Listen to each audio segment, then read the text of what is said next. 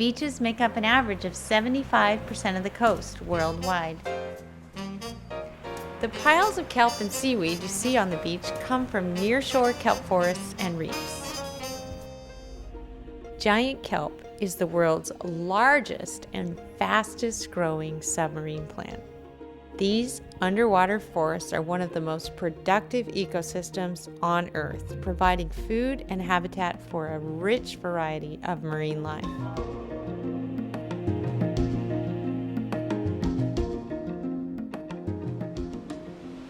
When waves hit the kelp forest, entire kelp plants can be pulled up and set adrift.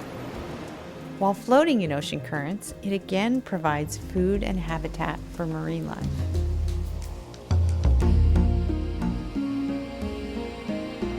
Most of this kelp ends up on the beach. I'm Jenny Dugan, a marine ecologist. I've been studying kelp on sandy beaches for 8 years. On sandy beaches, in areas washed by the tide, no plants can survive because the sand is too unstable. So kelp, it turns out, is a very important food resource for the animals on the beach. Without kelp, many of the animals have very little to eat. So they tend to starve and not reproduce, and their numbers go down. And then the shorebirds have less to eat because of those animals being depressed by a lack of kelp. Once kelp is delivered to the beach by the waves, fresh kelp is immediately colonized by a number of different types of animals. The most important one are the beach hoppers. When you go to the beach and you turn over a pile of kelp, what you find is that it's shelter for hundreds and hundreds of beach hoppers. All they are here to do is find and eat kelp. That is their mission in life. The reason you don't see very many beach hoppers during the day is that they're nocturnal and they don't really like to be exposed to light.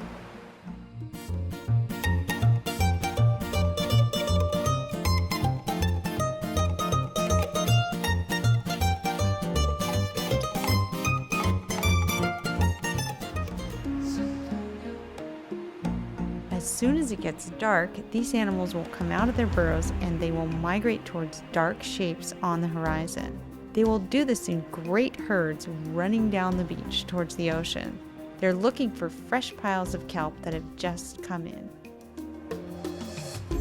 Grooming or raking sandy beaches is a very widespread practice, not only in California, where we estimate over 100 miles of the coast are groomed or raked regularly, but also in other parts of the world.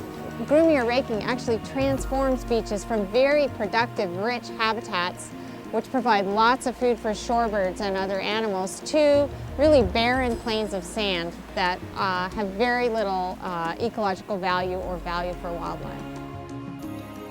Well, I think it would really help if the public, if people could learn to appreciate kelp for the important resource that it is, the same way that leaf litter is important to a forest. And by learning to appreciate this and to value it as a resource, we actually could restore our coastal ecology, restore sandy beaches, and make them better places for wildlife and actually better places for people as well.